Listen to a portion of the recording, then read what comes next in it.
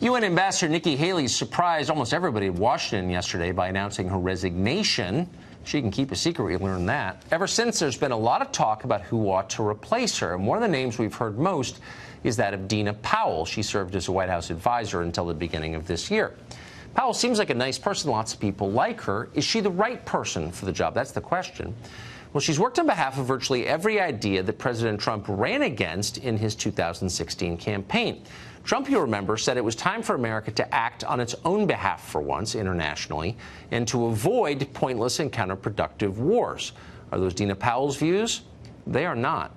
Before joining the Trump administration, she was a partner at Goldman Sachs. She was president of the Goldman Sachs Foundation. That's the nonprofit arm of the investment bank.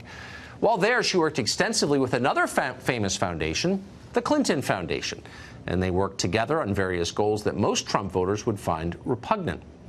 At a Clinton Global Initiative event, for example, Powell shared the stage with Bill Clinton. They discussed how to meet, quote, global challenges with, quote, corporate solutions. Powell is a close friend with Obama consigliere Valerie Jarrett, as well as with left-wing buffoon Arianna Huffington. It's not guilt by association, but you should know that. President Trump is fighting to restrict immigration from dangerous countries, but while working for the Bush administration, Powell boasted that 90% of student visas were being granted within a week, even for students from countries that hate the United States.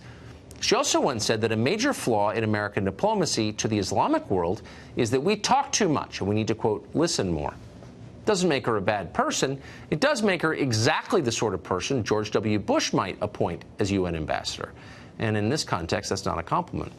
Maybe she'll get the job anyway. You never know. The confirmation hearings ought to be interesting if she does, because we'll get to hear a lot more in much greater detail about how Goldman Sachs actually works. And that'll be an education. We'll keep you posted.